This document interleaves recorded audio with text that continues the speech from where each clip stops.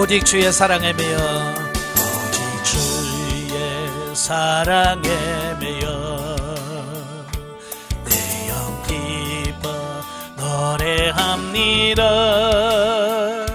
이 소망의 언덕 기쁨의 땅에서 주께 사랑드립니다. 오직 주의 임재 안에 갇혀 내 영 기뻐 찬양합니다. 이 소명의 언덕 거룩한 땅에서 주께 경배드립니다. 주께서 주신 모든 은혜 나는 말할 수 없네. 내 영혼 즐거이 따르렵니다. 주께 내 삶 드립니다. 아멘. 기도하겠습니다. 은혜로우신 아버지, 오늘 귀하고 복된 시간 허락해 주시고 에베소의 말씀을 같이 나누게 하셔서 감사합니다. 오늘도 말씀을 날 때 그 말씀들이 생명이 되어지게 하시고 우리 삶이 되어지는 은혜가 있도록 도와주옵소서.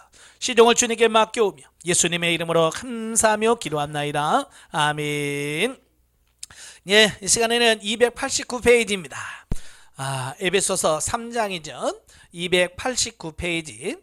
제3장은 이방인 구원과 관련된 교회의 비밀 계시와 교회의 영적 성숙을 위한 바울의 중보기도 내용입니다. 1절부터 13절에 이제 이방인 구원과 관련된 교회의 비밀에 대한 말씀이에요. 보면 이제 그의 간증 형식을 빌려서 가장 커다란 신비 중의 하나인 그리스도 안에서 이방인과 유대인이 일치되었다라고 하는 교회의 비밀을 바울 자신에게 계시되어 자신이 이방인의 사도로 부르심을 받아 그 일에 헌신하였음을 밝히고 있습니다. 예. 따라서 보면은 교회의 본질을 설명하고 있는 전장 두 번째 단락과 교회를 위한 기도를 언급하고 있는 다음 단락 사이에 삽입구라고 할 수 있죠. 예. 자, 이거 본문을 보면 바울은 먼저 그의 사도됨이 하나님의 은혜의 경륜이라고 부르고 있습니다. 예. 자기가 사도된 것은 하나님의 경륜, 은혜의 경륜이다. 왜냐하면 사도 바울은 처음부터 예수 믿는 사람이 아니었잖아요. 그죠? 예수님을 박해하는 사람이었어요. 교회를 핍박하는 사람이었어요. 그런데 하나님께서 그를 선택하시고 다메섹으로 가는 도중에서 그를 부르십니다.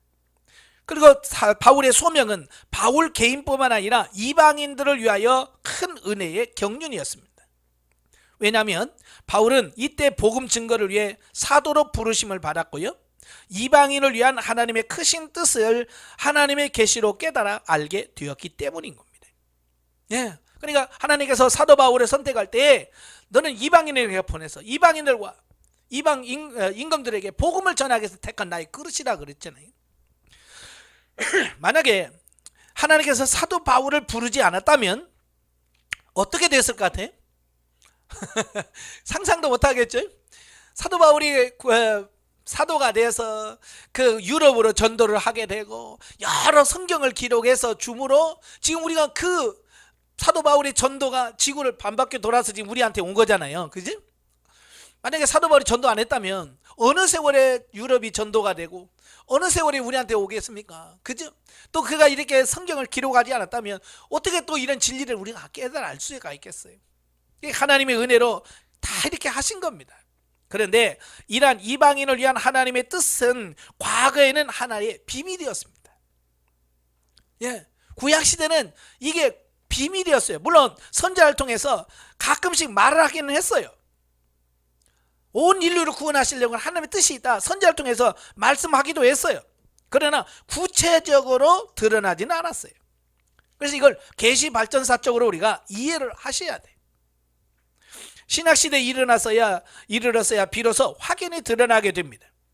사실 바울조차도 회심하기 전에는 이 비밀을 깨닫지 못했어요. 그죠? 그래서 교회를 핍박했던 거예요. 우리만 구원받으는 왜? 너희들도 구원 받았다고 그러고 왜 이방인도 전도 와서 구원하냐 이거죠. 몰랐어요. 그런데 그가 예수님을 만나고 나서 성령의 조명하심을 통해서 그들의 모든 진리를 깨달은 겁니다. 자, 여기서 말하는 비밀이란 뭐냐? 바로 하나님의 언약에 대해서 외인이었던 이방인이 복음으로 말미암아 예수 그리스도 안에서 선민 이스라엘과 함께 하나님의 영광의 기업을 얻는 후사가 되고 함께 교회의 지체가 되고 함께 소망의 약속에 참여하게 된 것이었다라고 하는 겁니다. 예. 때가 되면 하나님께서 예수 그리스도를 통해서 이방인이 하나가 되고 다 하나가 돼서 유대인이나 이방인 다 하나같이 하나님의 나라를 위해서 기도하며 헌신할 수 있는 이런 삶이 된다 그 말이에요. 이는 결국 이방인과 유대인이 그리스도 예수 안에서 하나로 통일되어 유기적 연합체를 이룬다는 것은 것으로 우주적 교회의 본질의 설명에 대한 핵심이다 라고 할 수 있죠. 바울은 바로 이러한 하나님의 계시를 통해서 깨달은 교회의 비밀을 증거하기 위해서 이방인의 사도가 되었고 또 그것을 믿음으로 그 어떤 시련과 환난에도 담대함은 물론 하나님께 당당히 나아갈 수 있었던 것이다. 그리고 바울은 현재 자신에게 계시된 교회의 비밀을 전하다가 환난을 당하고 있다라고 하는 것입니다. 그러니까 지금 우리가 신앙생활하고 있는 저와 여러분들이 바로 이런 진리들을 깨달으셔야 돼요. 예. 그러니까 이걸 깨달아야 되는데 이걸 못 깨달으니까 원래 교회 다니면서도 오직 내 교회, 내 교회, 내 교회, 우리 교회. 예? 옆에 있는 교회는 아예 신경도 안 쓰고 개교주의가 왜 이런 우주적 교회론에 대한 부분을 깨달지 못하니까. 심지어 우리 교회 경쟁자는 옆에 있는 교회라. 그래서 교회끼리 경쟁하고 서로 싸우고. 예? 그거 아닌 거예요. 네 교회 내가 어디 있습니까? 네 교회 내 교회가 어디 있어요? 다 하나님의 교회고 다 그리스도를 머리로 한 지체들이네. 그래서 이 땅에는 교회는 서로 돕고 세워가면서 사셔야 돼. 그래서 좀 있는 교회는 없는 교회 돕고 또 없는 교회가 도움을 받다가 이제 좀 더 커지면 또 도움만 받고 자기만 함께 계시나 또 다른 교회에 돕고 그래서 모든 교회가 같이 세워질 수 있는 이런 교회가 되어져야 돼. 한편 오늘 본문을 통해서 첫째, 바울은 그의 구원이 이방인에게 복음을 증거하도록 하기 위한 하나님의 뜻이라고 하는 확고한 소명감에 붙잡혀서 생명까지 아끼지 아니하고 복음을 증거했다라고 하는 겁니다.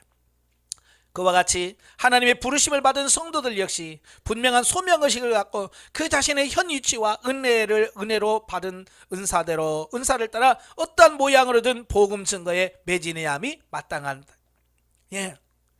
그래서 사도 바울은 왜 하나님이 나를 부르셨는가 이걸 정확하게 이해를 했어요. 원래 많은 성도들이 하나님 왜 나를 부르셨지? 이 사명감, 소명의식 이게 부족한 거예요. 예, 그러니까 어때요? 신앙생활 제대로 할 수가 없어. 그래서 그냥 교회 가서 예배만 드리고 끝이야. 왜? 내가 하나님이 왜 나를 부르셨지?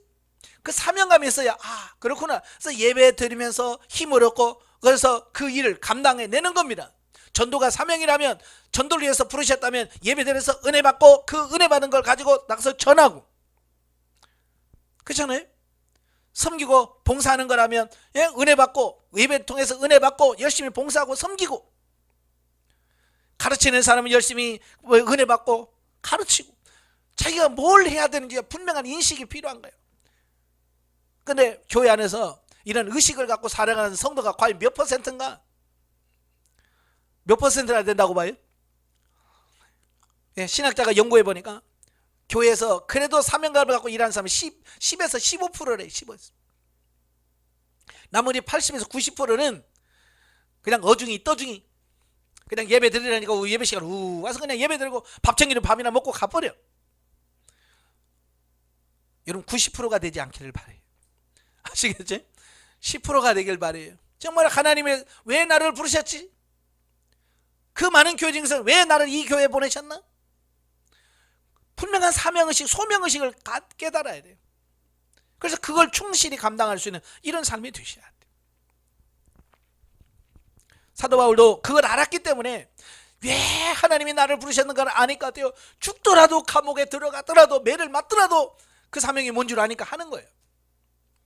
근데 우리는 그 사명이 없기 때문에 봉사하다가 누가 뭐라고 하면 싫어 이제 나 안 해 이제. 왜 소명의식이 없으니까 조금만 뭐라고 해도 싫은 소리 해도 안 하고 자, 그러거든요.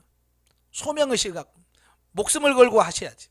둘째, 성도들은 자신들이 구원 얻게 된 것이 오로지 하나님의 주권적인 뜻과 은혜의 결과임을 깨닫고 결코 자만해서는 안 되며 하나님의 자녀로서 그의 합당한 삶을 살아야 함을 교훈해주고 있습니다. 예, 아까도 말씀드렸죠. 구원은 전적인 하나님의 은혜로 된 거라고요. 그래서 자랑할 것이 없다. 이제는 내가 구원받았으면 교만할 것이 아니라 거기에 합당한 삶을 살아야 돼. 예, 그러니까 받은 은혜가 뭔지 아는 사람만이 그 삶을 살 수 있는 겁니다. 그러니까 왜 교회에서 봉사 못하고 아무것도 못하냐면 하나님의 은혜가 뭔지를 모르는 거예요. 그렇잖아요. 특별히 모태신앙이들이 더 그렇거든요. 왜요? 그냥 나서 정신 차려 보니까 교회 다니고 있고, 네? 그러니까 왜 하나님이 나를 구원받았는지 이걸 모르는 거야. 이걸 그냥 교회 다니는 거 어렸을 때 맨날 들었으니까 알아. 머리는 다 알아. 근데 이게 은혜가 뭔지를 알아야 돼. 은혜를 모르니까 어때요? 그냥 교회만 왔다 갔다 하면서 우리는 3대째 모태 신앙제예요. 나는 모태 신앙이에요. 맨날 그러면서 거기서만 맞물려. 왜? 은혜를 모르니까. 그러나 중간에 죄 짓다가 하나님의 은혜를 깨달은 사람은 뭐예요? 나 같은 죄인을 살려줬구나. 그래서 열심히 하는 거예요. 왜? 은혜를 아니까. 그래서 모태 신앙이든 뭐든 은혜를 좀 알아야 돼. 은혜를 정말 하나님의 은혜구나라고 인식을 해야 그때부터 봉사를 하게 되고 섬기게 되는 겁니다. 그걸 모르니까 맨날 복이나 달라고 하고 문제나 해결해 달라고 하는 겁니다. 자, 14절부터 21절에 가면 교회 공동체의 영적 성숙을 위한 바울의 중보기도. 자, 보면은 교회의 본질을 설명하고 있는 2장 11절 22절과 연결되어 있는 부분인데요. 교회를 위한 바울의 기도와 속령입니다. 그래서 보면은 기도의 대상과 교회를 위해 기도하는 바울의 간절한 심령을 언급하는 14, 15절과 교회의 내용을 언급하는 16절, 19절, 그리고 하나님의 신비성에 대한 속령은 20절, 21절입니다. 자, 여기서 바울의 기도 내용을 보면서 첫째, 뭘 위해서 기도하냐? 사람들의 속사람의 능력으로 강건해지길 위해서 기도합니다. 예, 그냥 하나님 창고에 쌓을 것이 없어 부어 주시옵소서 이런 기도가 아니에요. 여러분, 담임 목사님 와서 그런 기도 하셨어요? 안 하셨어요? 신방할 때 했어요? 안 했어요? 몰라요? 기억도 없어요? 아마 틀림없이 여러분의 담임 목사님이 신방 오셔서 이 집에 쌓을 것이들 부어줘서 기도했을 거예요. 근데 쌓을 곳이 없도록 지금 쌓여 있나요?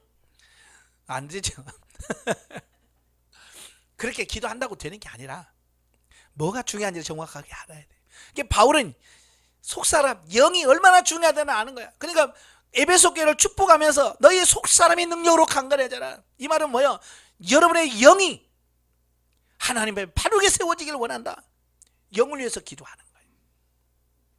자녀를 위해서 맨날 육신의 건강과 출세 성공만 해서 기도하지 말고 그의 영혼이 하나님의 바로 세워지고 속사람이 강건해지고 해서 기도해 줄 수 있는 이런 삶이 되셔야 돼.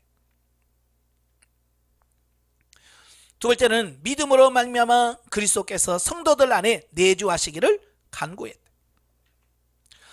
예, 필수죠. 예수님이 내 안에 내주하셔야지. 셋째, 성도들이 사랑으로 굳게 서기를 간구했습니다. 넷째, 성도들이 그리스도의 사랑을 알아 하나님의 절대적인 사랑에 이르기를 간구했습니다.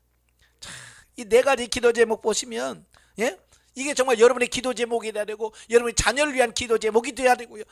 여러분의 교회를 위한 기도 제목이 되셔야 돼요.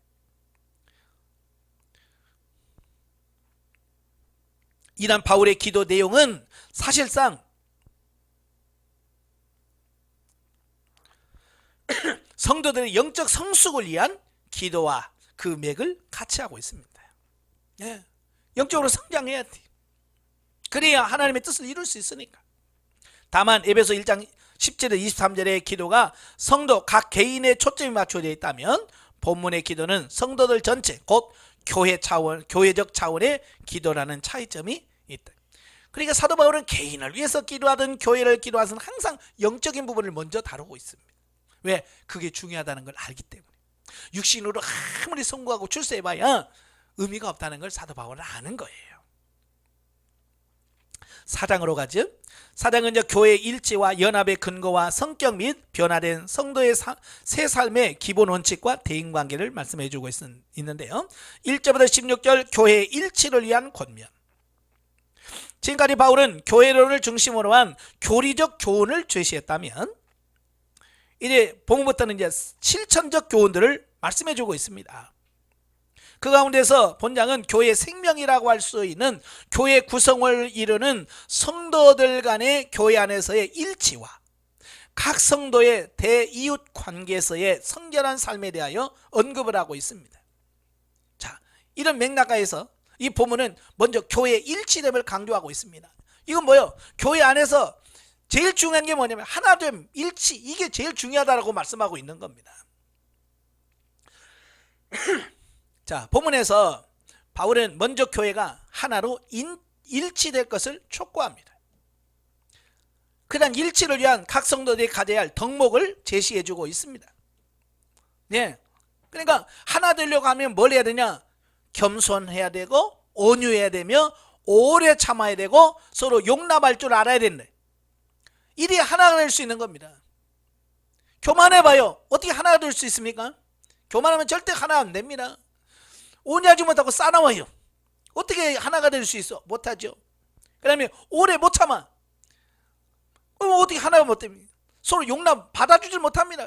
하나가 안 돼. 그래서 이 네 가지를 말씀해 주고 있습니다. 그래서 여러분도 점검해 보시죠. 나는 이 네 가지 중에 뭐가 부족하지? 네 가지 중에 네 가지가 부족하면 안 되죠. 그죠? 그래서 내가 부족한 걸 기도하면서 하나님, 나는요 요건 좀 되는 것 같은데 요건 안 되네요. 좀 겸손한 것 같긴 하는데 나는 아직 온유하 못합니다. 주님, 나를 온유하게 해주세요. 그래서 나의 부족한 부분을 깨달아서 그걸 통해서 교회를 하나 되는데 앞장서는 여러분이 되셔야 돼요. 네. 교회에서 싸울 때 보면, 교회 가서 싸우는 데 보면 이 넷 중에 뭐가 하나가 부족하면 싸워요. 교만하면 싸우고, 그렇잖아요? 온유하지 못하면 싸우고. 그러니까 빨리 그 원인을 정확하게 파악을 하셔야 돼요. 그리고 이어 교회가 하나로 일치해야 할 이유를 제시해 주고 있습니다. 나아가 그리스도께서 성도 각자에게 은사의 분량에 따라 주신 각양의 직분을 교회 일치와 각 성도들의 신앙 인격이 그리스도의 장성한 분량이 충만한 데까지 이르게 하도록 하기 위한 교회 사명 수행을 위한 필연적으로 교회 조직의 정비가 요청되어야 되어 주어진 바 각 성도들의 비록 직분은 다르지만 몸된 교회의 지체로서 그 맡은 바 직분에 충실하고 또 각 직분자들 간에 다툼이 없이 유기적 연합으로 이름으로 그리스도의 몸된 교회를 온전히 세워나갈 것을 촉구하고 있습니다. 그래서 사람들이 모이다 보면 그 사람들이 모임을 어떻게 잘 이끌어 갈 수 있을까? 그게 조직이 나오는 겁니다. 그래서 조직을 조직대로 하려고 하니까 뭐가 생겨? 직분이 생기는 겁니다. 그죠?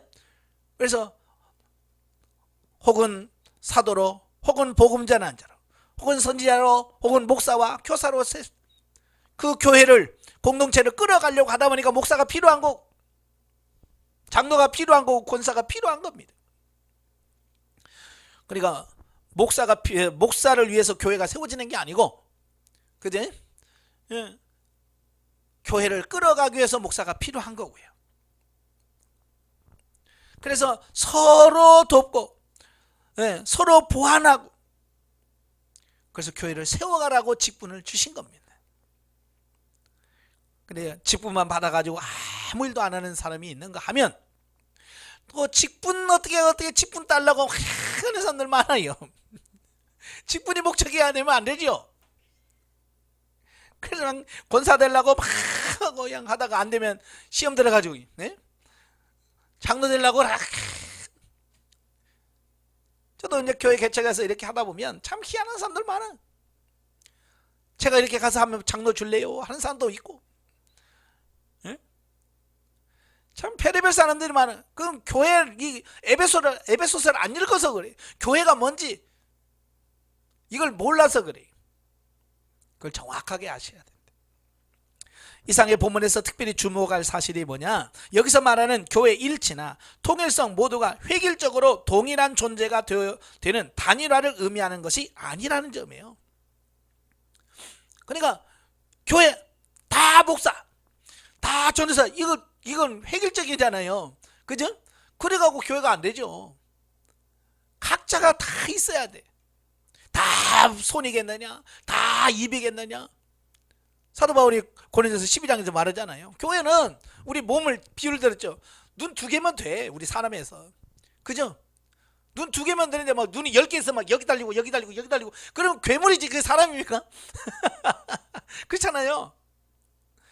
그러니까 교회에서 딱 있어야 될 거 제자리에 딱딱 있으면 돼. 예? 눈 2개, 콧구멍 2개, 입 하나, 귀 2개 있으면 되지.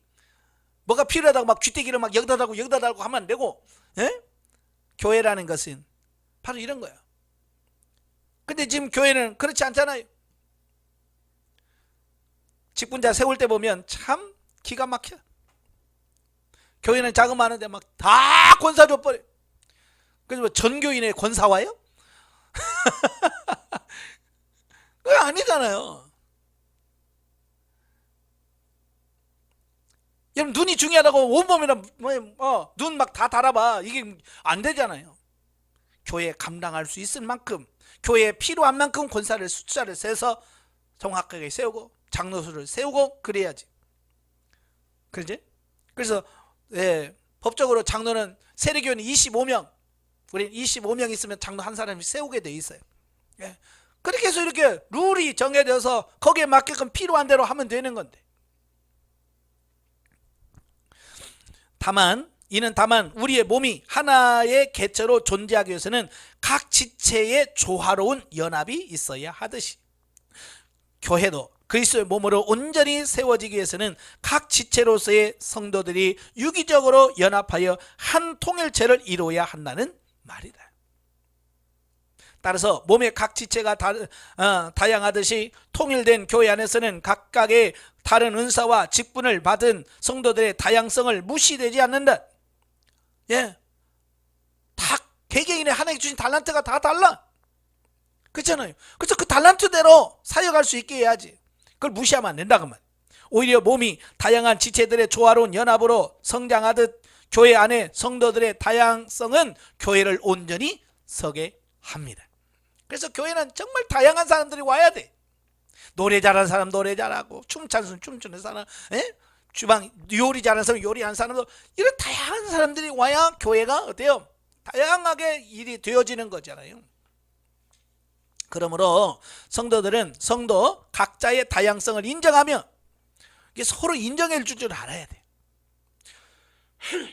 사람들 보면 그러잖아요. 보면 요리는 잘하는데 뭘 못하는 사람이 있어요. 그렇잖아요. 그 인정해줘. 아, 저분은 요리를 잘해. 그럼 요리할 수 있는 길을 열어주고, 찬양을 잘하면 찬양할 수 있도록 해줘야 돼. 찬양 잘하는 사람은 더 요리해야 돼. 요리 시키고. 그럼 뭐 이 사람은 요리 못하는데 그냥 봉사가 스트레스가 되는 거잖아요.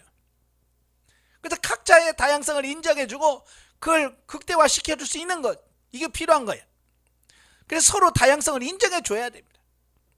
또 교회 안에서 그들이 받은 직분에 높고 낮음이 없음을 알아 서로 반목과 질시를 피하고 사랑 안에서 온전히 합하여 하나님의 교회를 온전히 세워나가기를 힘써야 할 것이다.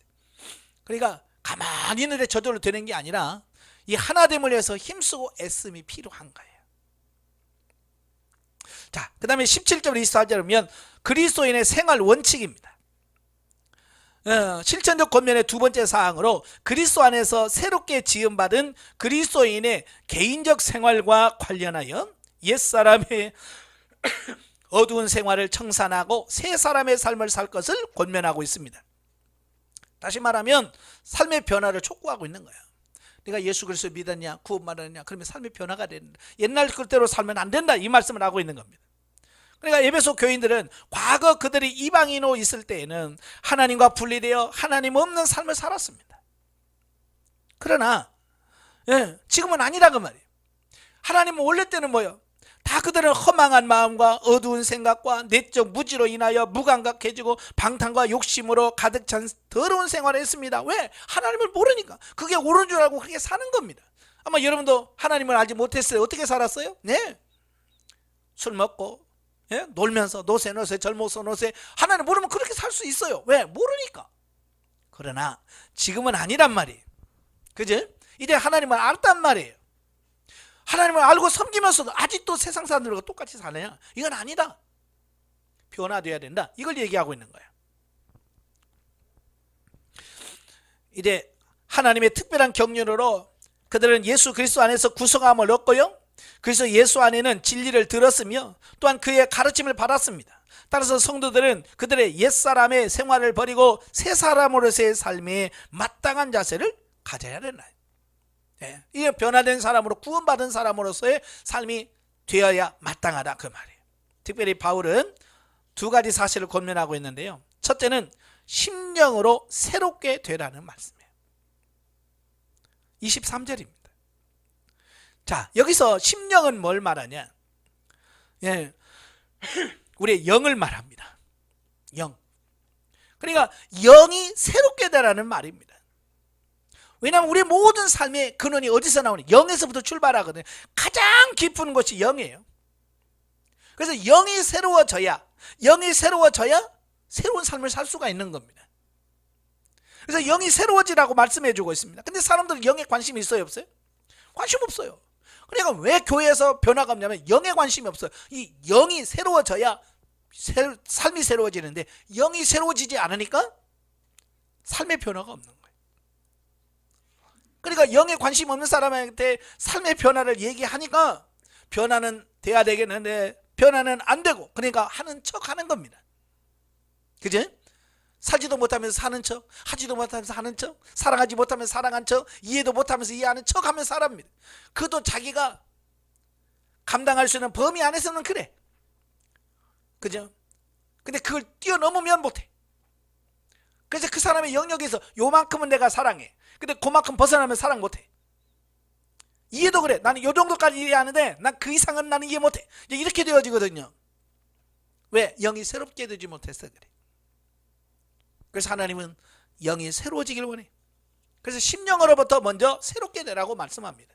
이는 하나님께서 우리의 부패한 심령 가운데 새롭게 창조하신 정한 마음을 지속적으로 유지하여 타락한 옛 본성이 일으키는 부패하고 타락한 요구를 철저하게 억제할 것을 요구하는 말이다. 둘째는 하나님을 따라 의와 진리의 거룩함으로 지으심을 받은 새 사람을 입으라라고 하는 겁니다. 이는 자신을 하나님의 거룩한 품성과 형상을 본받는 새로운 인격체로 변화시키라는 말입니다. 새 사람을 입어야 돼. 아까 옷 입는다는 이야기했죠? 새 사람을 입어야 돼. 새로운 그리스도의 옷을 입어야 그리스도다운 삶이 나오는 겁니다. 여러분 아마 군대 간 자녀나 손자들이 보면 군복 입고 하면 어이구 군인 같네 그러잖아요. 근데 군복 딱 벗고 집에서 반바지나 입고 흐르르만 오고 있으면 얘가 중학생인지 고등학생인지 바로 그 얘기예요. 옷을 벗으면 몰라. 내가 그리스도의 새로운 옷을 딱 입어 새 사람을 입으면 사람들이 보면 진짜 맞네. 그런데 그 새 옷을 벗어버리니까 저 사람이 예수 믿는 사람인지 안 믿는 사람인지 목사인지 권사인지 분간이 안 돼. 그리스도의 새 사람으로 옷을 입는 여러분 되시길 바라요. 정령 그리스도인은요 하나님의 거룩한 성품과 형상으로 새롭게 지음을 받은 자들입니다. 따라서 그리스도인들은 그들의 모습에서 하나님의 거룩한 성품과 형상이 드러나도록 해야 한다. 만일 성도의 모습에서 하나님의 성품으로서의 의와 거룩함이 나타나지 않는다면 그는 진정한 의미의 중생한 자라고 할 수 없습니다. 그러니까 내가 거듭났습니다. 중생한 자라면 변화가 나타나야 된다라고 하는 겁니다. 내가 뭘 변했는가? 영성을 하면서 내가 뭘 변했지? 제대로 영성이 형성되면 변화됩니다. 이게 변화 안 되는 게 기적이야. 자연적으로 어때요? 영성이 형성되면 변화되게 돼 있어요. 그러니까 영성하고 변화되는 건 기적 아니에요. 이건 당연한 거예요. 마땅한 거예요. 그게 뭐가 기적이냐? 영성훈련 받았는데 변화가 없다는 거예요. 이건 진짜 홍해 바다가 갈라지는 것보다 더 큰 기적이 영성훈련 받고 안 변하는 거야. 여러분 그런 기적을 창출하는 자가 되지 않기를 바라요. 어떤 분이 그러더라고. 나는 그 기적을 내가 한번 해보겠다고. 예? 그런 거 하나마나 해봐야 소용없습니다. 아무도 인정 안 해요. 변화되는 게 정상이고 새로워져야 돼. 자, 25절부터 32절까지 보면 그리스도인의 이웃 관계. 자, 본문에서는 이제 세 사람의 생활을 보다 구체적으로 적용을 합니다. 예. 내가 변화됐으면 어떻게 삶에 적용할 거냐? 첫째가 이웃과의 관계예요. 특히 본문에서는 주로 이웃에 대한 악덕을 경계한 후에 성도들이 이웃에 대해 적극적으로 베풀어야 할 덕목을 제시하고 있습니다. 예. 그러니까 그리스도인이라고 하면 나는 하나님만 잘 믿으면 돼. 난 하나님이 중요해. 난 하나님만 잘 섬길래. 이건 아니란 말이에요. 하나님을 바르게 섬기면 그 하나님 바르게 섬긴다고 하는 것이 대인관계 속에서 나와야 돼. 많은 분들이 그래. 막 교회에서 기도만 하다고 열심히 하는데 사는 거 보면 영 개판이야. 엉망이야. 이건 뭐예요? 하나님 관계로 안 된 거예요. 정말 하나님 관계가 바르게 됐다면 대인관계에서 잘 돼야 돼. 아시겠죠? 예, 이게 중요한 거예요. 그래서 대인관계 속에서 뭘 해야 되냐? 첫째, 거짓을 버리고 참된 것을 말하라 그랬어요. 말의 변화입니다. 말의 변화. 옛날에 거짓말 슬슬 하고 남들 속이고, 근데 이제는 그런 걸 버리란 말이에요. 거짓을 버리고 참된 것만 얘기해라. 신뢰를 주는 말을 해야 돼. 요즘 우리 크리스찬들이 이 신뢰를 잃어버렸잖아요. 말의 신뢰. 예를 들어서 돈을 빌렸어요. 내가 며칠까지 줄게. 줘야지. 그렇잖아요. 줘야 신뢰가 될 거 아니에요. 그래서 준다고 그랬는데 오늘 줘야지. 나 깜빡했네. 아유, 다음에 또 줄게. 자꾸 그러면 결국 뭐야? 신뢰를 까먹은 거야. 신뢰를 잃어버리는 겁니다. 그래서 우리 예수 믿는 사람들은요, 말의 신뢰를 주셔야 돼요. 예수 안 믿는 사람들에게. 그래서 예수 안 믿는 사람 내일 줄게요. 그러면 내일 줘야 돼. 예. 차라리 못하면 못한다고 얘기를 해야든지. 근데 거짓말 슬슬 하면, 예? 신뢰가 깨지면 다음에는요, 콩으로 매주 쓴다고도 안 믿어. 왜? 이미 신뢰가 깨졌기 때문에. 그래서 우리 예수 믿는 사람은 절대 이웃에게 신뢰를 깨트리면 안 됩니다.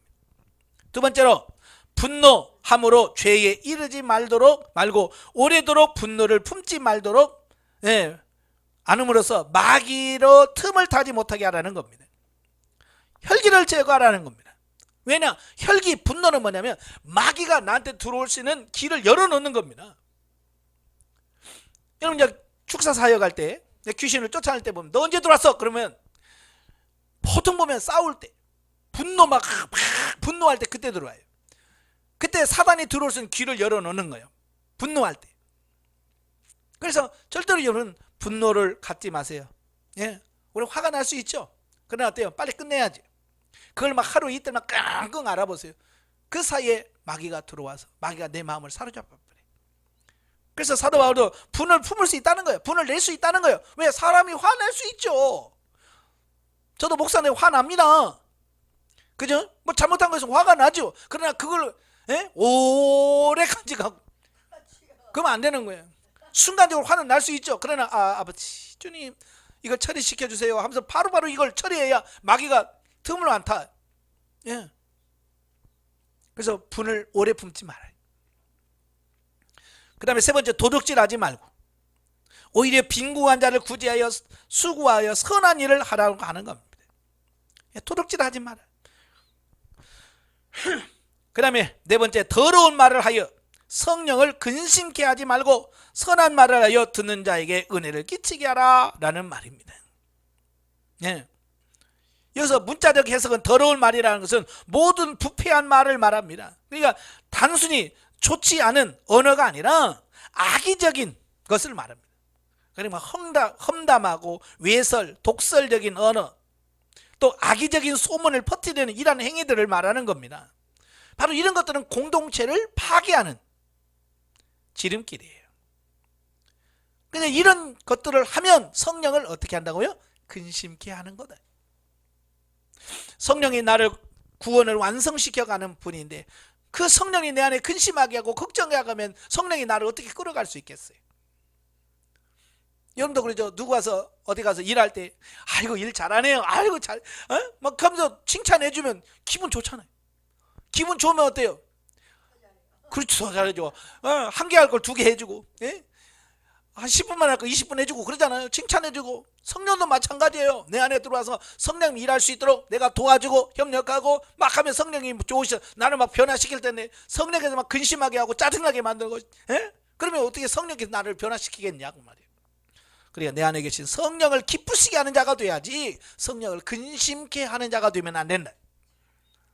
아시겠죠? 예.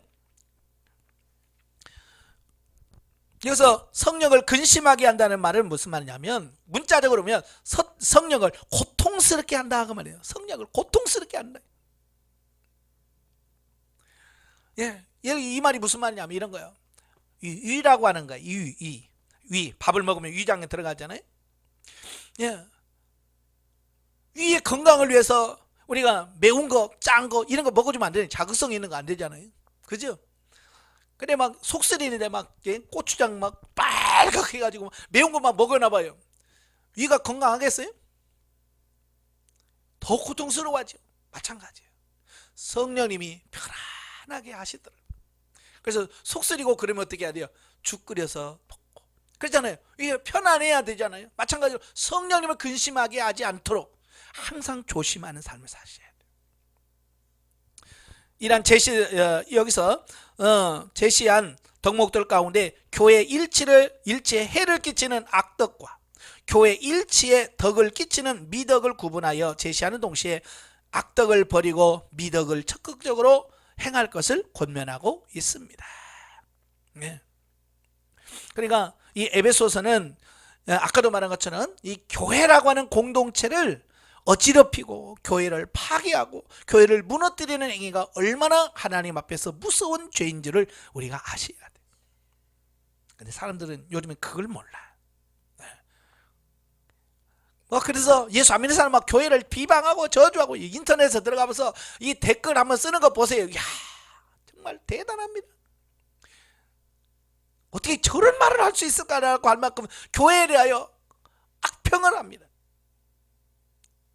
저는 모르니까 그럴 수 있다고 치요. 그죠? 그들은 모르니까 저럴 수 있다 칩시다. 근데 교회 다니는 사람들마저도 그렇대. 이게 문제라 그 말이에요. 그래서 우리가 함부로 교회에 대해서 말하거나 헐뜯거나 헌담하거나 그렇게 하면 안 된다는 얘기예요. 그런즉 성도들은요, 하나님의 약속에서 외인으로 있을 때의 생활 모습인 자기중심적이고 이기적인 생활, 그러니까 뭐 안 믿을 때의 생활, 그 생활을 버리란 말이에요. 예수 믿었으면 옛날에 내가 했던 거 다 버리란 말이에요. 근데 사람들은 예수 믿으면서도 옛날 예수 믿기 전에 생활을 그대로 하는 거예요. 지체 의식을 가지고 형제된 이웃의 유익을 위하여 헌신 봉사하는 삶을 살아야 한다. 그러한 삶의 태도가 하나님의 형상을 닮아가는 자세요, 자기에게도 유익을 끼치는 삶이다. 예. 그래서 우리가 성장할수록 자꾸 삶이 변화되셔야 돼. 이기적인 삶에서 이타적인 삶으로, 또 섬김을 받는 삶에서 섬기는 삶으로 이런 변화가 나타나야 돼. 이게 뭐냐? 이게 성장하고 있다는 뜻이거든요. 영적에 보면 그리스도의 장성한 분량이라고는 그리스도인의 목표가 잘 설정되어 있다. 그래서 저와 여러분이 영성훈련하면서 그 목표가 어디예요? 예, 그리스도의 장성한 분량입니다. 예. 또한 구습을 쫓는 옛사람을 버리고 벗어버리고 오직 심령으로 새롭게 되는 새 사람이 될 것을 당부하고 있습니다. 25절부터 32절은 그리스도의 이웃관계에 대하여 언급하는데 새 사람이 지향해야 할 생활의 보다 구체적인 적용으로서 대인관계를 논하고 있다. 또한 바울은 여기서 이웃에 대한 악덕을 경계하고 적극적으로 베풀어야 할 덕목을 제시하고 있습니다. 예, 우리가 변화되어서 세상의 빛과 소금이 되길 바라요. 5장입니다. 성도의 대신 관계와 성도의 신앙생활에 대한 결론적 권면 및 바람직한 부부상에 대한 말씀입니다. 1절부터 14절 그리스도인의 대하나님과의 관계, 일명 대신관계입니다. 우리가 하나님 믿는 사람들 하나님과 어떤 관계를 형성해야 되느냐. 자, 본문에서 수직적인 그리스도인 대 하나님 관계에 대한 설명인데, 여기서 바울은 먼저 너희는 하나님을 본받는 자가 되라. 자, 이걸 말씀해 주고 있어요. 자, 여기서 그리스도인들의 하나님에 대한 전제, 이게 뭐예요? 하나님을 본받는 겁니다. 이는 본문 전체 결론이라고 해도 무방하다.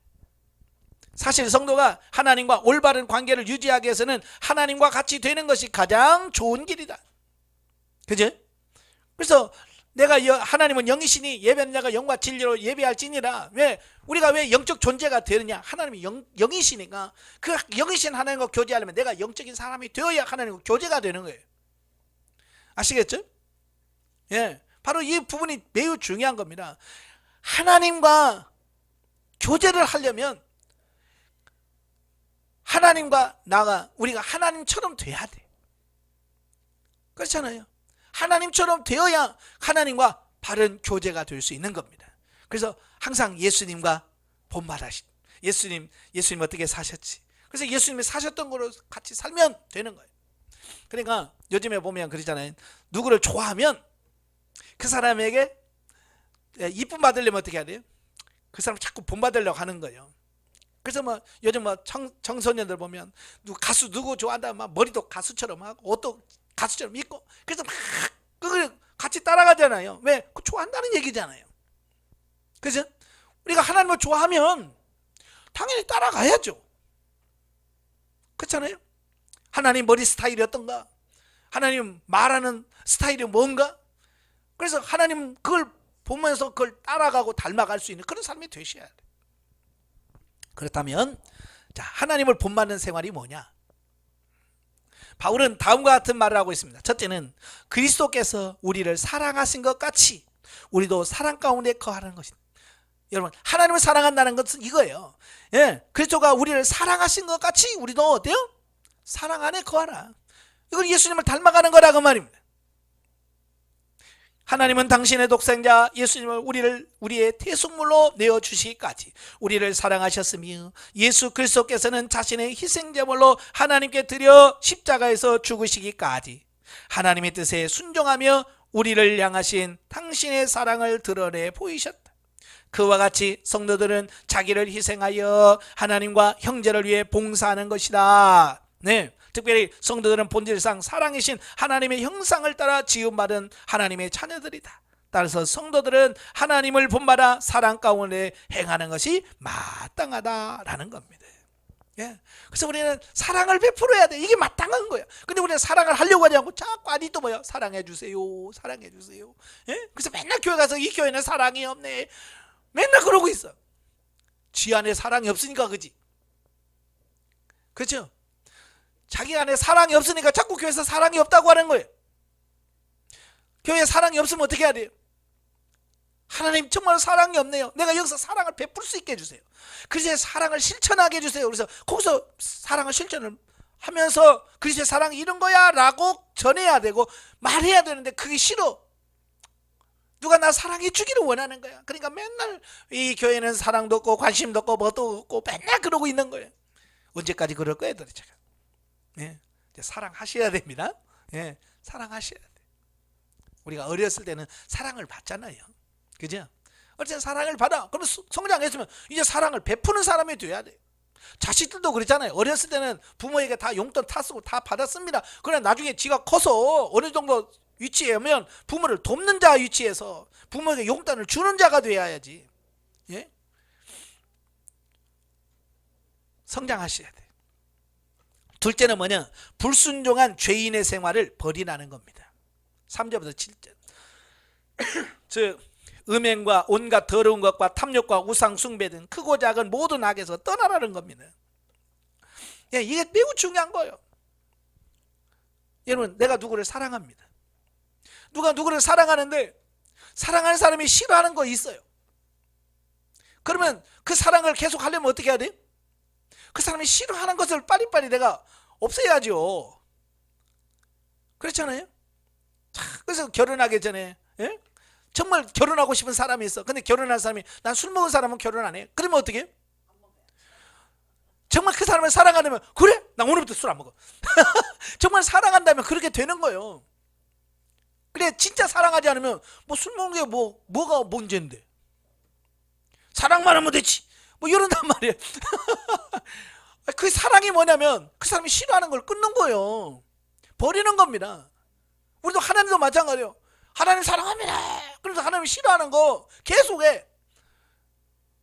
그러면 그 사람이 뭐 생각할 때 뭐예요? 진짜 사랑하는 거 맞나?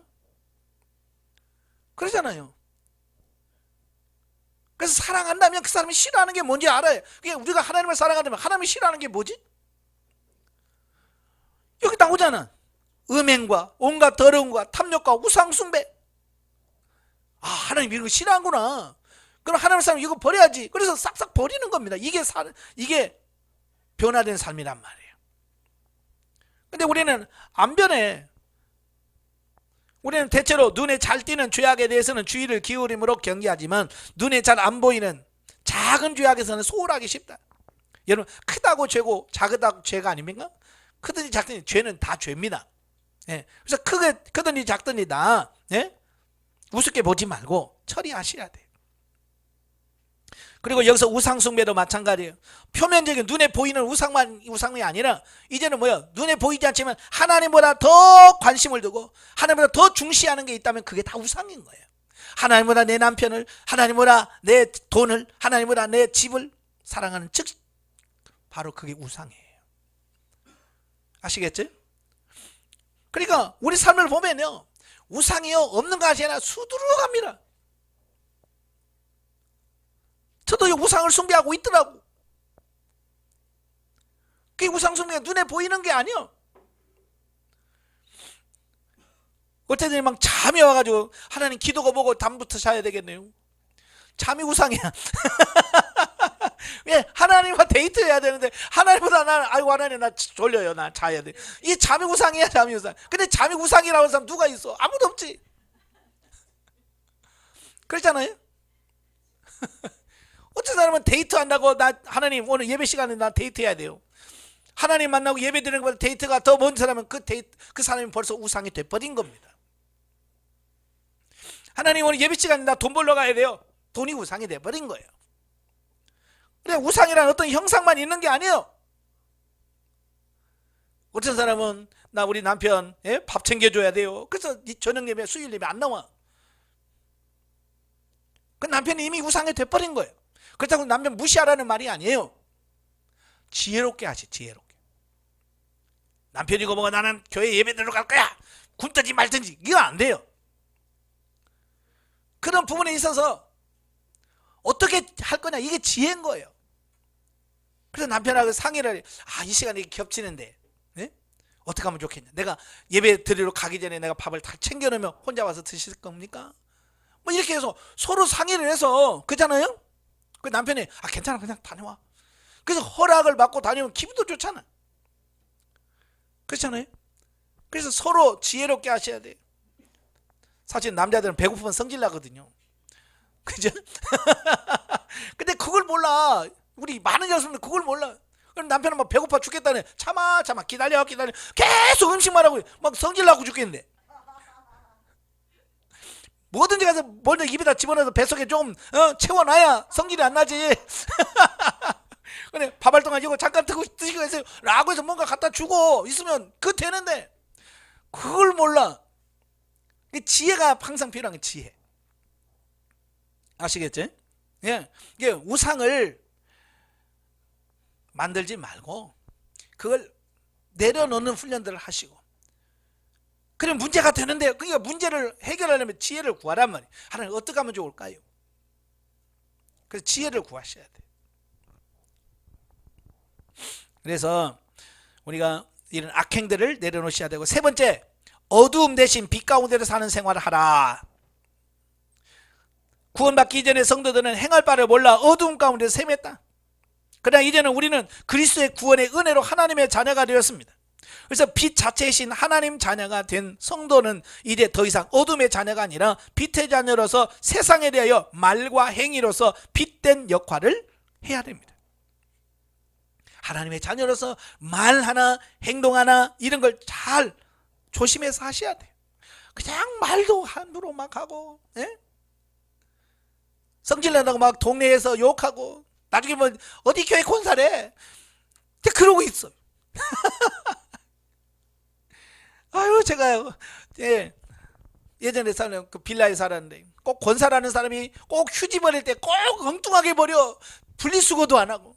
그래서 동네 사람들이 아이고 저 교회 권사라는데 그래서 막 욕을 하고 아이고 얼마나 그 부끄러운 거지. 예. 그러니까 쓰레기 하나 내놓는 것도 좀 내가 혹시 권사로서 이런 부분에서 혹시 하나님의 누가 되면 안 되지. 그래서 분리수거하는 거 다시 한번 점검해보고 욕을 얻어먹는 어떤 이런 부분은 하셔야 돼. 자기만의 생각에서 안 돼요. 15절부터 21절까지 보면 그리스도인의 개인적 생활에 대한 결론적 권면입니다. 바울은 지금까지 그리스도의 대인관계와 하나님과의 관계가 어떠한지를 교훈한 후에 본문에서는 그리스도의 개인적 생활에 대한 결론적 권면을 함으로써 실천적 권면의 두 번째 사항을 종결하고 있습니다. 이런 본문의 권면의 요지는 혼탁한 세상에서 지혜 있는 자의 생활을 하라라는 겁니다. 지금 세상이 혼탁하단 말이에요. 그 생활 속에서 지혜롭게 생활해라. 그럼 지혜가 뭐냐? 어떻게 사는 게 지혜로우냐? 첫째, 시간을 규모 있게 사용하라. 세월을 아끼라 그랬어요. 때가 악하니라. 시간을 세월을 아끼는 겁니다. 이건 뭐냐면 너의 시간을 확보하라. 문자 그대로 하면 너의 시간을 확보하라. 여기서 말하는 시간은 카이로스라는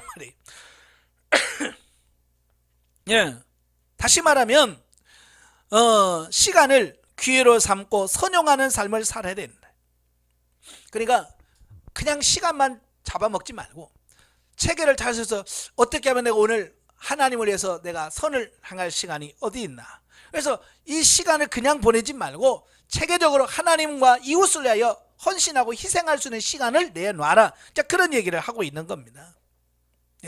대부분의 사람들은 뭐 좀 봉사 좀 하시죠. 시간 없어요. 맨날 바쁘다. 시간 없다고 말하지. 누구는 뭐 28시간 갖고 살아요. 누구는 30시간 갖고 삽니까? 똑같이 24시간 갖고 살잖아요. 그죠? 똑같은 24시간이라도 그걸 어떻게 지혜롭게 잘 활용하냐. 이게 중요한 거예요.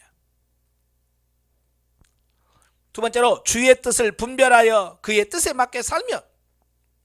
정말 중요하죠. 뜻을 모르면 요즘 젊은이는 헛삽질 한다고 그래요. 열심히 했는데 헛일하는 거예요. 그래서 먼저 시작하기 전에 하나님 어찌하면 좋을까요? 그래야 뜻을 정확하게 알죠. 공사할 때도 그래요. 어떤 공사를 할 때 그 공사를 하는 주인이 이렇게 해주세요라고 주인의 뜻을 따라서 말을 들어서 하면 일이 돼. 근데 일하는 사람이 그냥 자기 소견대로 막 이렇게 하면 좋겠지 막 하다 보면 주인이 나중에 이거 뜯어야 되는데 이거 아니야. 내가 원하는 게 이거 아니야. 라고 하면 어때요? 했던 거 다시 다 뜯어서 새롭게 하면 얼마나 힘들어. 그러니까 처음부터 이거는 어떻게 하면 좋을까요?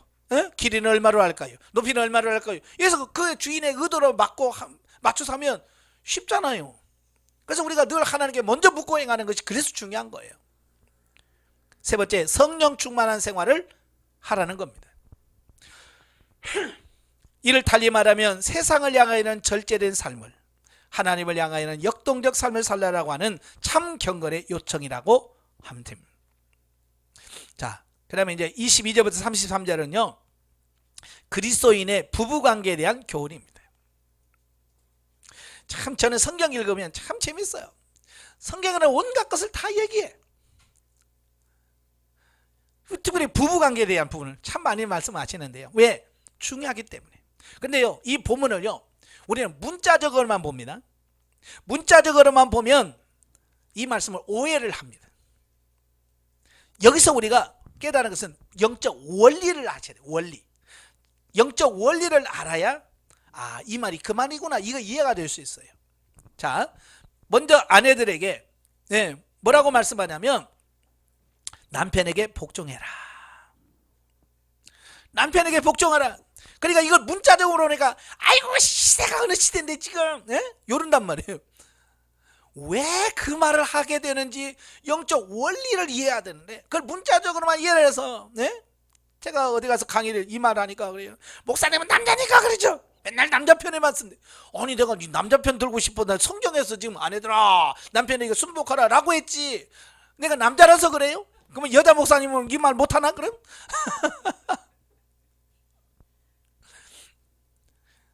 이건 뭐야? 즉 그리스도의 몸된 교회가 머리인 그리스도께 복종하듯 원리를 설명하잖아요. 교회가 머리가 되신 그리스도에게 복종하듯 아내들도 그 머리 되는 남편에게 복종해라. 영적 원리를 얘기하고 있는 거야 지금. 영적 원리. 아시겠죠? 교회가 그리스도에게 복종 안 하면 이건 교회가 아니죠. 그죠? 마찬가지로 아내가 남편에게 복종하지 않으면 정상적인 부부가 아니라는 얘기예요. 이것은 이미 남편이 아내의 머리가 된다는 것은 고린도전서에서 밝히 말한 바 창조의 원리입니다. 네, 많은 사람들이 왜 아내가 남편에게 복종해야 돼요? 뭐가 문제? 예, 하나님이 창조하실 때 그렇게 원리로, 창조 원리로 그렇게 하셨습니다. 아, 하나님이 하셨다고요? 그러면 아멘하고 순종하셔야 돼. 아시겠죠? 예, 물론 여기서 남편이 아내의 머리가 된다고 하는 것은 여자가 남자보다 열등하다는 의미는 절대로 아닙니다. 예, 여자가 뭐가 부족해서 그런다는 것은 아니에요.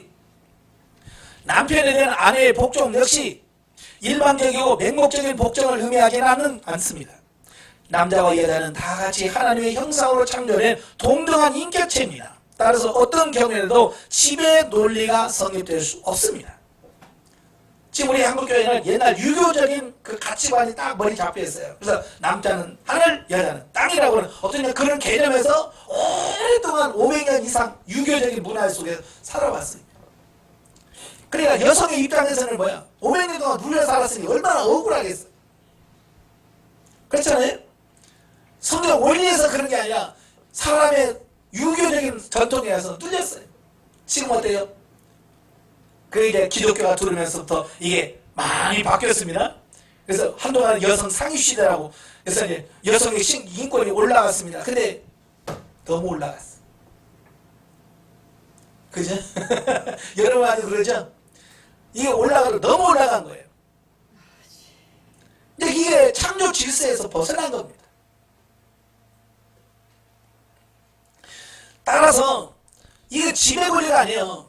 남자가 위, 여자는 아래, 뭐 하늘, 땅 이런 거 말하는 게 아니에요. 여기서 말하려고 하는 것은 창조의 질서적 측면에서 창조의 질서 측면에서 남편의 권위에 순복하라고 하는 말이에요. 그래서 교회가 그리스도에게 복종하듯 자발적으로 복종할 것을 권면하고 있는 겁니다. 그러니까 나 남편 말하는 거 혼나 맞아. 그게 혼나고 맞을까봐 순복하는 게 아니란 말이에요. 남편이 나보다 뭐 잘나고 뭐 해서 순종하는 게 아니라 하나님께서 그렇게 질서를 정해놓으셨기 때문에 거기에 대해서 그냥 하나님이 하셨으니까 못나던 애 남편이요 머리예요. 그래서 머리를 인정해주고 존경해줄 수 이게 뭐냐? 이게 진짜 믿음이란 말이에요. 아시겠죠? 예. 둘째로 뭐냐? 남편들에게 아내 사랑하기를 그리스도께서 교회를 사랑하신 것 같이 사랑하라고 권면합니다. 그러니까 일방적으로 아내들아 여자들아 남편에게 순복해라 그게 아니고 그거 남편들에게 남편들은 또 해야 할 일이 있는 겁니다. 각자의 역할이 있는 겁니다. 그래서 남편은 아내를 사랑해라. 마치 그리스도가 교회를 사랑해서 자기 생명을 내걸고 죽으면서까지 교회를 세우셨던 것처럼 남편은 아내에 의하여 생명을 내걸고 사랑해야 돼요. 무조건적으로 헌신적인 희생적인 사랑이 바로 그걸 말합니다. 그래서 남편은 아내 사랑하기를 그와 같이 해야 된다. 주님이 교회를 사랑해서 생명을 내걸으시. 근데 남자들은 아내를 생명 걸고 사랑합니까? 아니에요. 우리는 유교적인 그런 부분이 있기 때문에 성기만 받으려고 해요.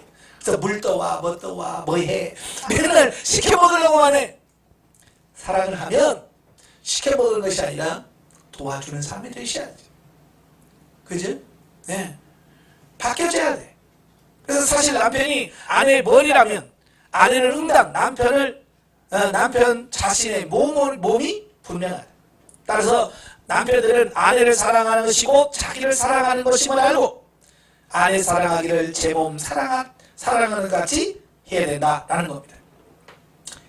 남편이 머리라면 아내는 몸인 거예요. 그래서 아내를 사랑하는 것은 결국 자기 몸을 사랑하는 것과 같은 거예요. 여러분 자기 몸 사랑하면 결국 누구를 사랑하는 거예요? 네? 그럼 나를 사랑하는 거잖아요.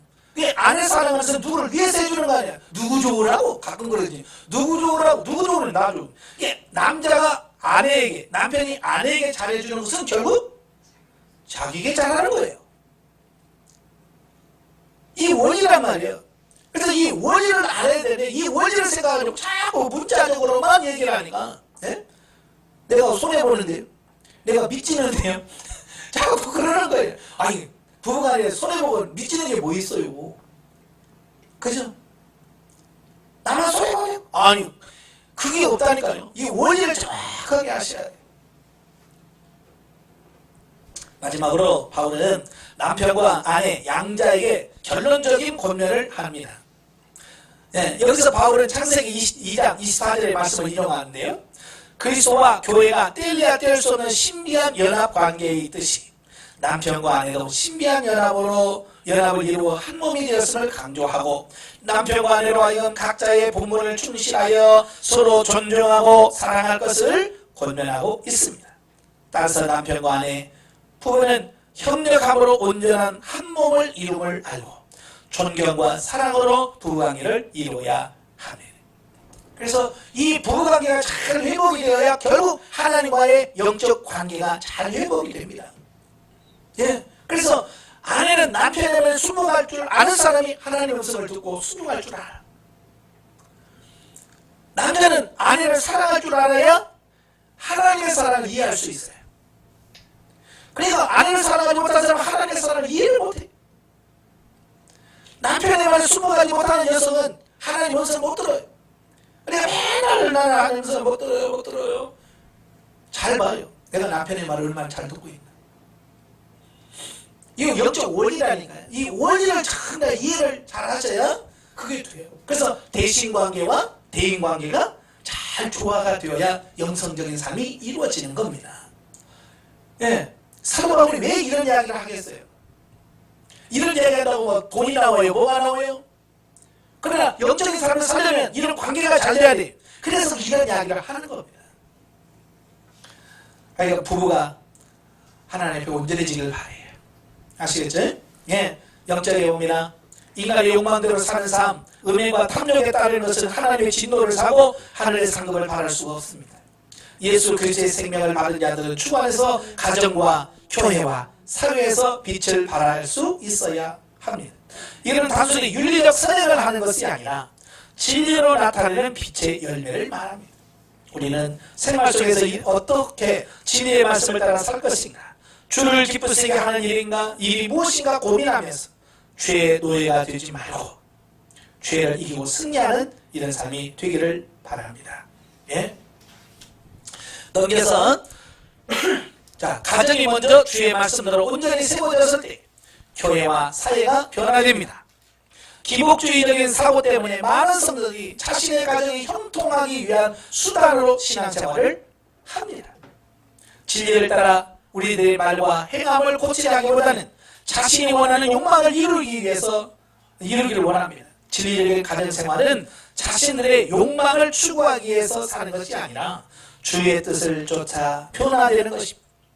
아내가 남편에게, 남편이 아내에게 피차 주의 명령을 따라 순복하도록 요구되는 말씀은 영광스러운 교회로 거룩하고 흠과 티가 없게 하시기 위함이다. 결국 누구를 위해서 일하냐면 자기 자신을 위해서 이렇게 하라고 말씀하시는 겁니다. 자, 6장입니다. 성도의 부모와 자녀, 주인과 종에 관한 바른 관계와 성도의 영적 싸움을 끝내는 말입니다. 자, 1.4절은 그리스도의 부모와 자녀에 대한 교훈입니다. 앞에서는 부부관계를 얘기했죠. 또 이번에 이제 부모와 자녀와의 관계를 말씀해 주고 있습니다. 여러분, 가정에서 이 부부관계가 중요하지? 제일 중요한 게 부부간의 관계입니다. 그래서 부부관계가 깨지면 가정 전체가 흔들리는 거예요. 그래서 부부관계가 잘 돼야 돼. 그 다음에 뭐냐? 부모와 자녀와의 관계도 역시 잘 돼야 돼. 그래서 자녀들은 하나님께서 부여하신 부모의 권위에 마땅히 순종해야 돼. 그래서 자녀는 부모의 말에 순종할 수 있어야 돼. 이게 시편의 제5절에 내 부모를 공경하라. 이는 내가 땅에서 잘되고 장수하리라 약속 주셨습니다. 반면에 부모를 거역하고 조롱하고 순종하기 싫어하는 자는 자의 눈은 골짜기에 독수리에 쪼이고 독수리 새끼에게 먹이리라. 저주하십니다. 뿐만 아니라 부모를 때리거나 저주하는 자는 돌로 쳐 죽이라고 말합니다. 하여튼 부모의 사랑은 하나님의 분성애적 사랑을 상징합니다. 그죠? 그래서 세상에서 가장 큰 사랑이 부모의 사랑이잖아요. 왜?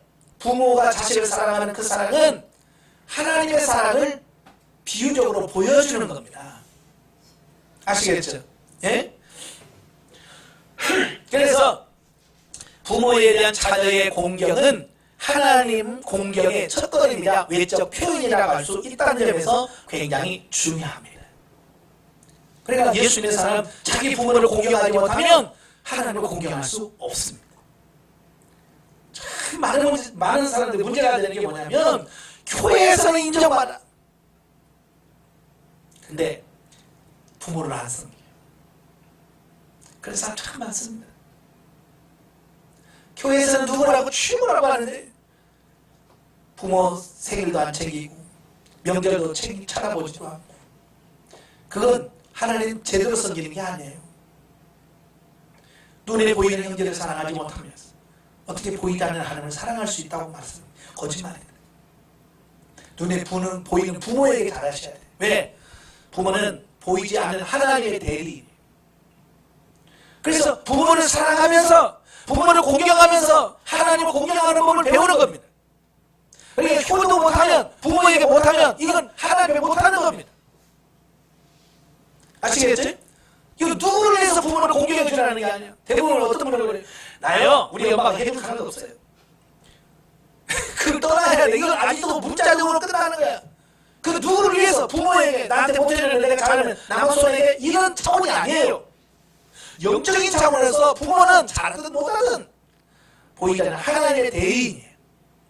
그래서 그 부모를 잘하지 못하면 결국 하나님, 보이지 않는 하나님을 잘할 수 없는 거예요.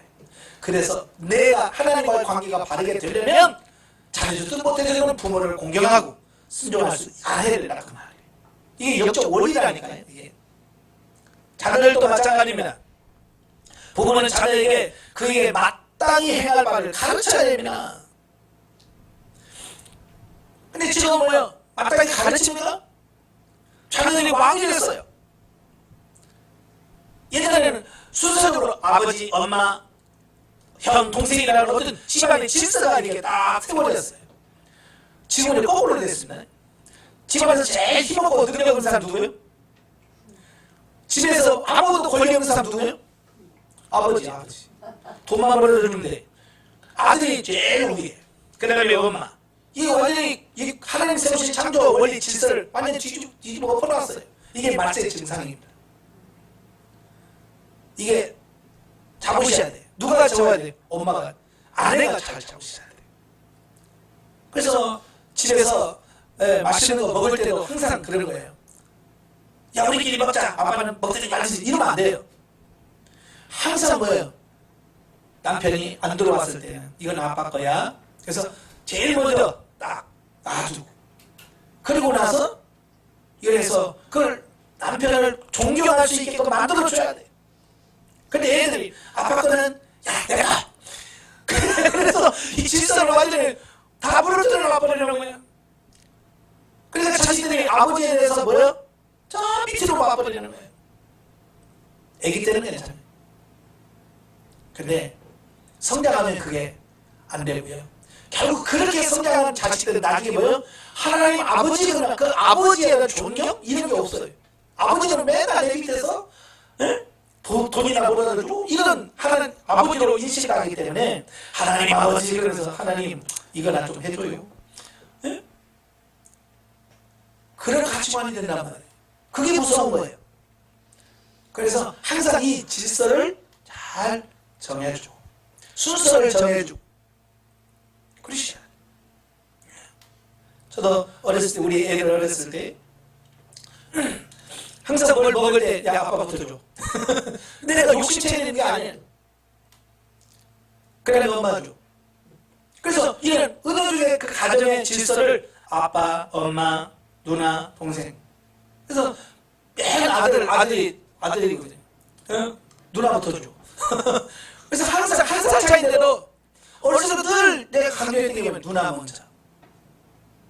그래서 질서를 정해놓은 거예요. 그러니까 지금 30살 넘어서 한 살밖에 차이 안 나는데도 누나에 대한 그런 게 있는 거예요. 왜? 어렸을 때부터 그 질서를 잘 해놨기 때문에. 그러니까 요즘에는 뭐예요? 누나, 동생, 아들이 있으면 아들 기만 살려놔. 그래서 누나를 뭘 아저씨 막 종부르시죠. 그거 안 되는 거예요. 그 질서를 누가 세우냐? 부모가 잘 세워놓아야 돼요.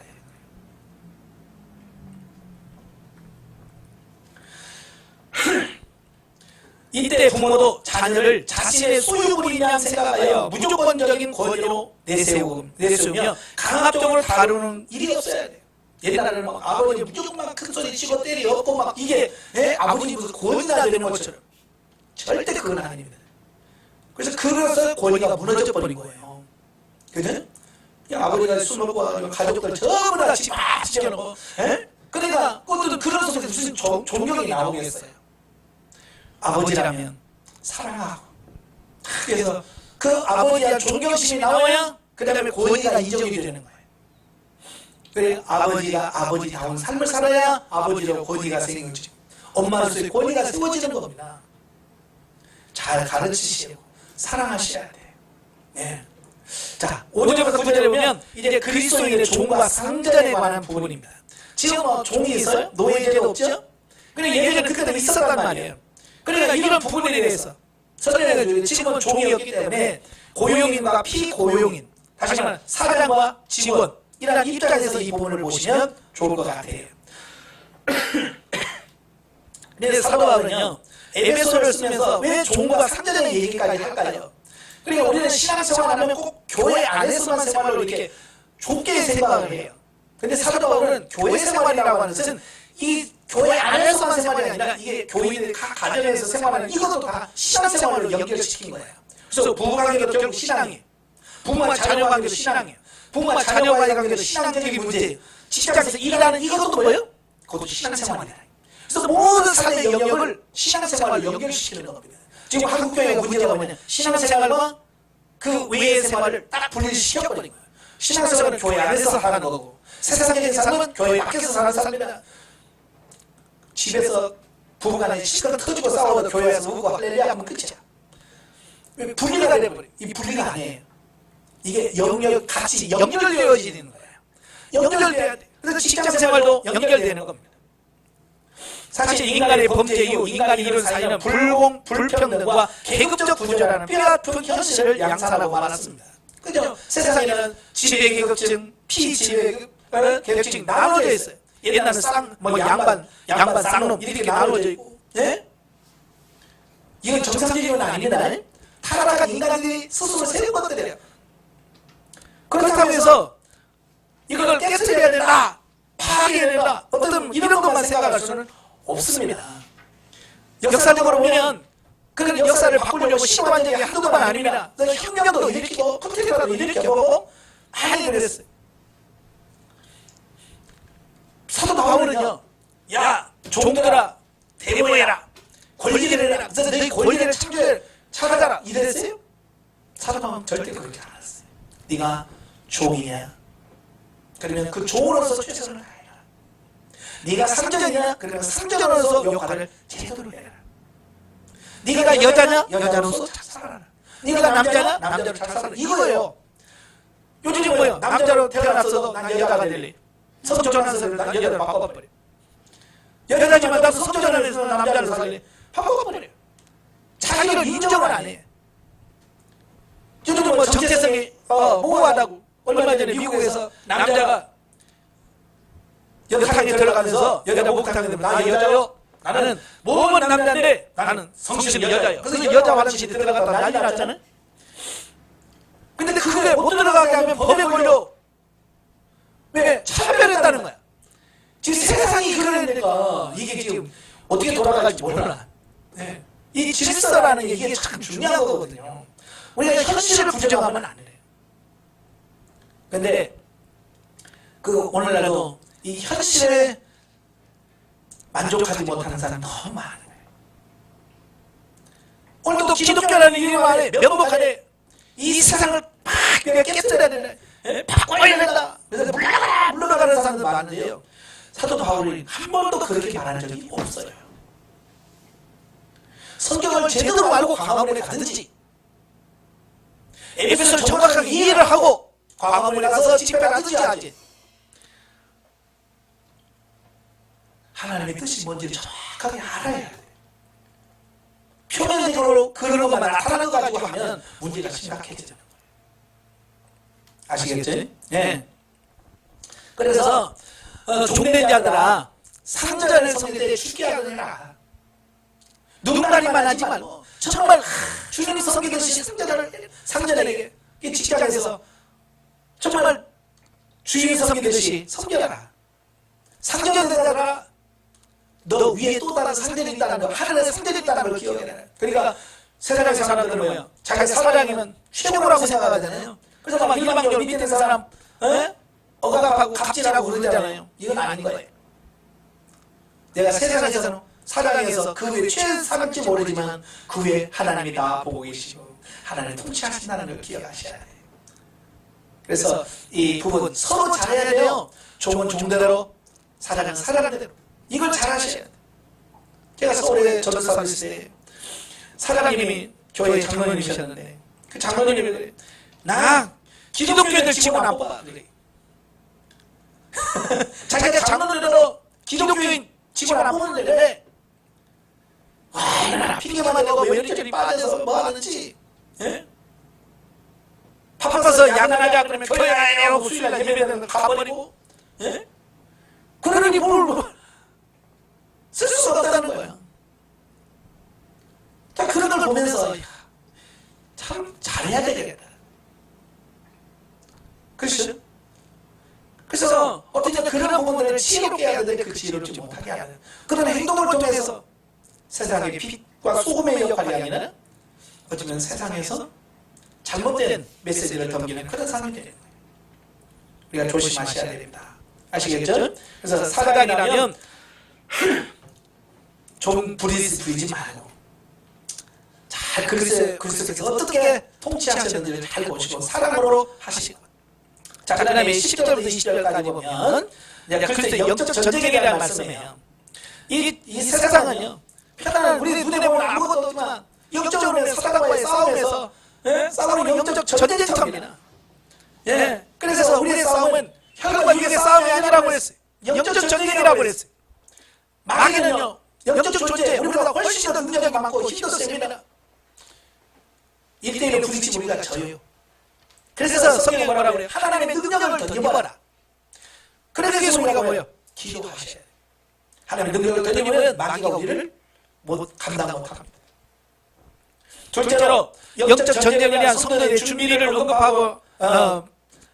언급하는 부분인데요. 하나님의 전신갑주를 무장해야 된다 그랬어요. 여러분도 군인들이 무장하듯이 영적으로도 무장하셔야 돼요. 세 번째 304페이지 보면 영적 수행하는 방법. 여기서 바울은 성경 안에서 항상 깨어 기도해야 된다라고 말씀해주고 있습니다. 여러분 아무리 싸움 잘하는 사람도요 자면 아무 힘 없습니다. 그렇잖아요. 졸고 있어 무슨 힘을 쓰겠어요. 그래서 깨어 있어라. 정신 차려라라고 말하는 이유가 거기 있는 거예요. 여러분 항상 영적인 잠자지 말고 깨어 기도하는 여러분 되시기를 바래요. 네.